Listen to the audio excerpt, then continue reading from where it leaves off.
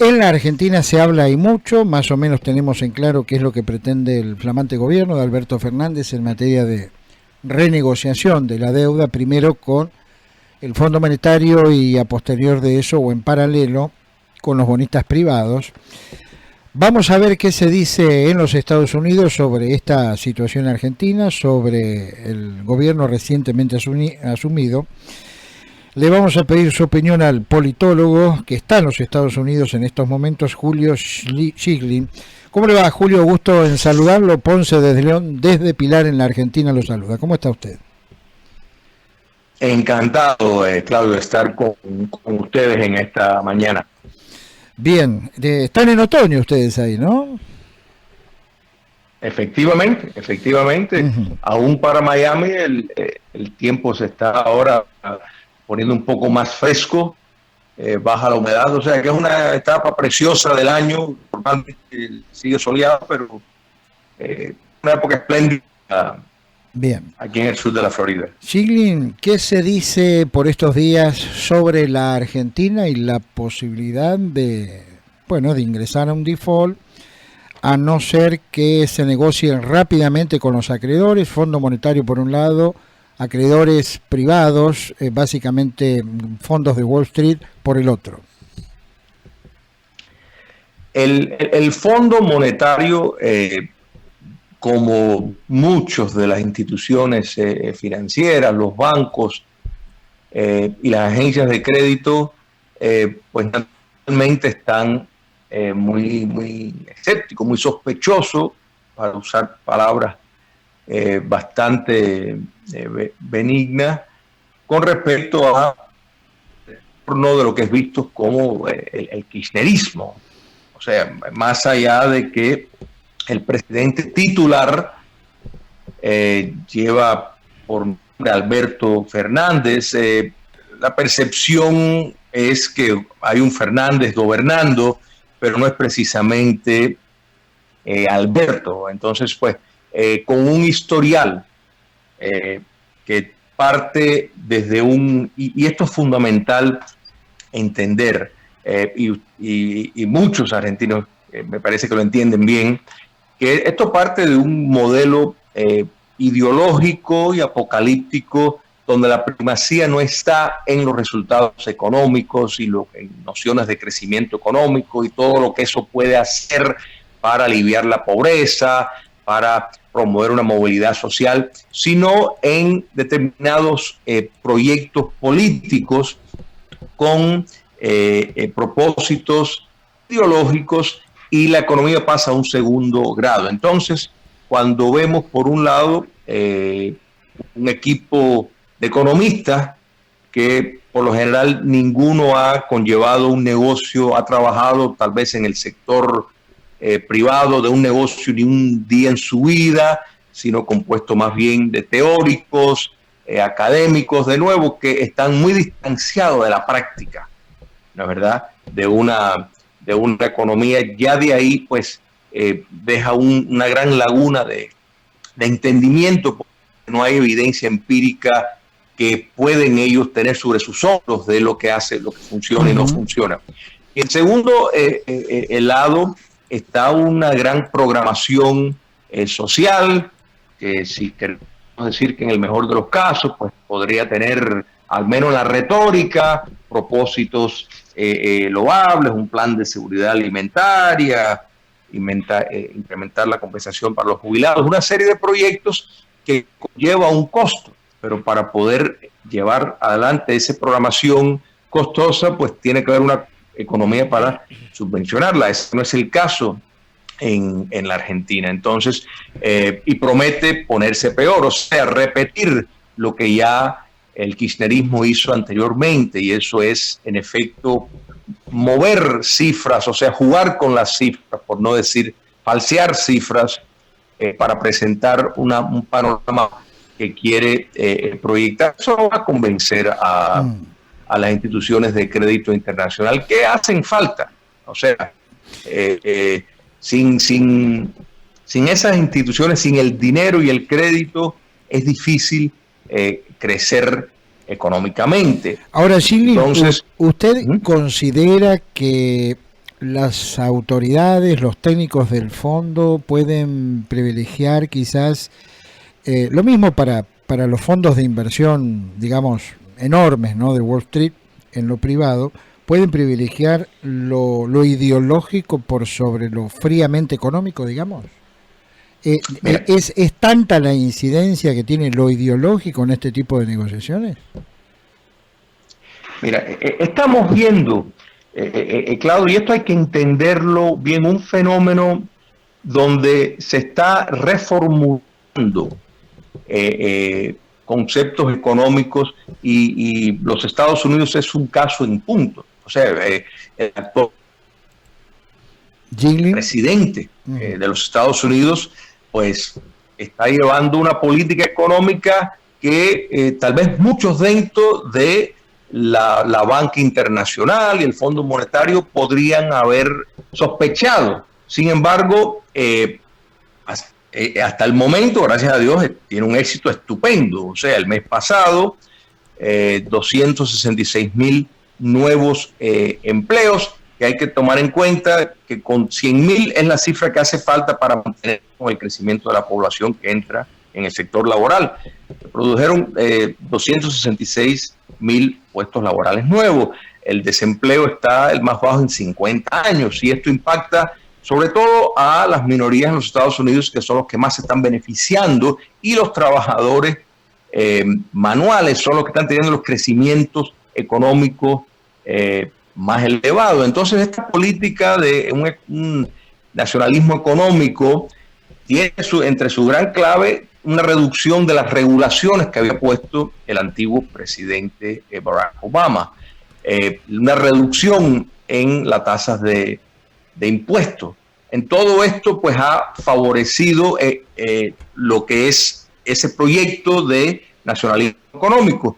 Estamos viendo, por ejemplo, en Gran Bretaña la victoria del señor Boris Johnson, que es muy posible que vaya a imitar esa política. Entonces, la noción de un globalismo, la verdad, a perjuicio de economías locales, yo creo que se está reconsiderando.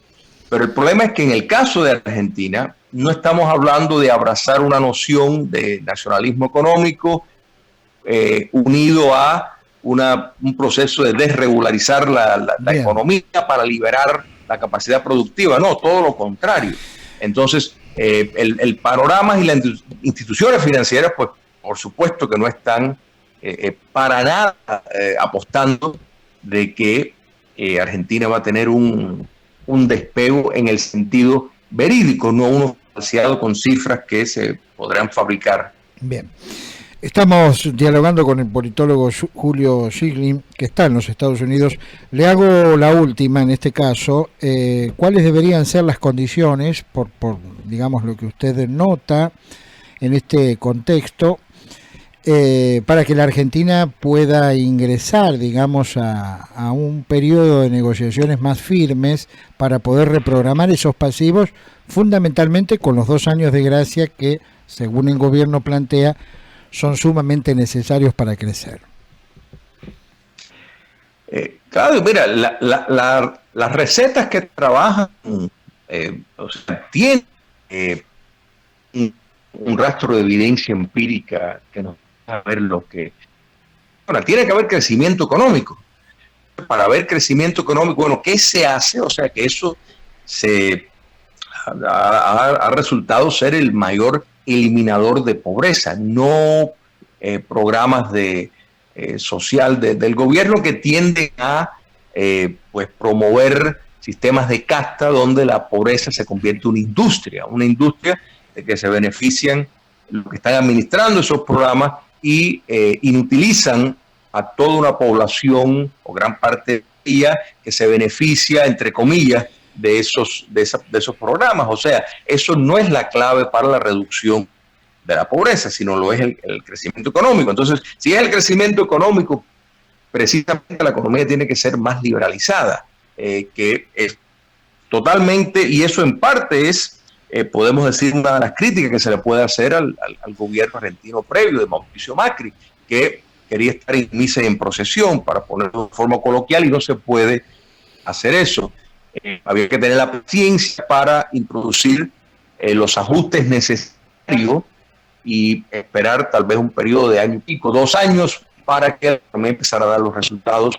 Él no ejerció esa paciencia, no puso en práctica eso, y el kirchnerismo promete pues agudizar muchas de esas prácticas que de nuevo lo que van a es estancar aún más y añadir mayor peso a la economía argentina y a la larga pues incrementar los números de pobres y sobre todo incrementar el número de personas dependientes de subsidios de gobierno, que dicho sea de paso es una herramienta para perpetuar en el poder. O sea, esto se hace desde la Grecia antigua y precisamente fue la quiebra tanto de la democracia griega como de la República Romana, a la vez que un gobierno empieza a inutilizar a su población, a despojarla de su capacidad productiva, a convertirlos en básicamente serviles y dependientes total de... Gini, le hago una última más, breve por cierto. ¿Puede estar finiquitado todo esto, cerrado, antes de los meses, pongámosle finales de marzo, mes de abril? ¿O es un tiempo demasiado corto? Para ver los ajustes en Argentina, ¿me preguntas? No, digamos, para ver si se puede cerrar finalmente un acuerdo con los acreedores, ¿no? No lo creo porque aún a este momento, que es algo atípico, ¿no es verdad? El nuevo gobierno argentino no tiene una programación para cómo va a lograr la refinanciación, la renegociación de los acuerdos. Y eso es una anomalía, porque normalmente las administraciones ya vienen con una programación en su cabeza. Y ahí volvemos a el punto de que aquí la primacía está en lo político y no los objetivos de lograr, o sea, no se está atendiendo las necesidades económicas, sino se está mirando en proyectos políticos, y cuando el enfoque se hace en proyectos políticos, pues los resultados económicos caen en una segunda categoría. Entonces se está improvisando mucho, y el Fondo Monetario lo entiende claramente y está esperando a ver qué curso se va a tomar, pero no creo que se pueda dar nada concreto, ¿no es verdad? Y también tenemos que entender que cuando Alberto Fernández pues dice que que está subordinando,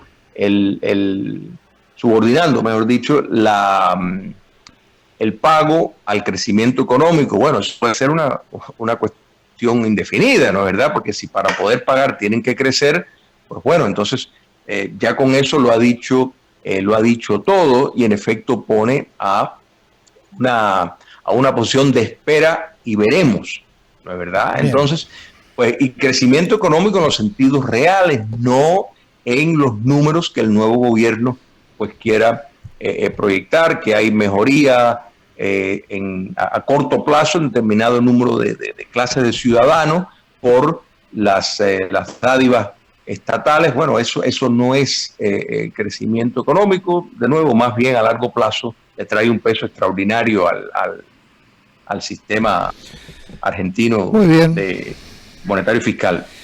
Schilling, le agradecemos muchísimo la posibilidad de este diálogo, le enviamos un saludo. Cómo no, un placer.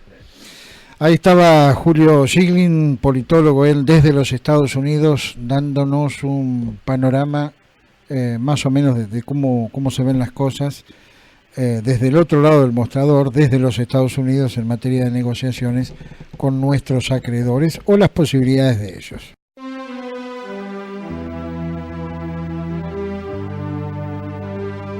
La credibilidad en la información se mide por su trayectoria. De lunes a viernes, el 1 de la mañana, con Claudio Ponce de León. El 1 de la mañana, 100% periodismo.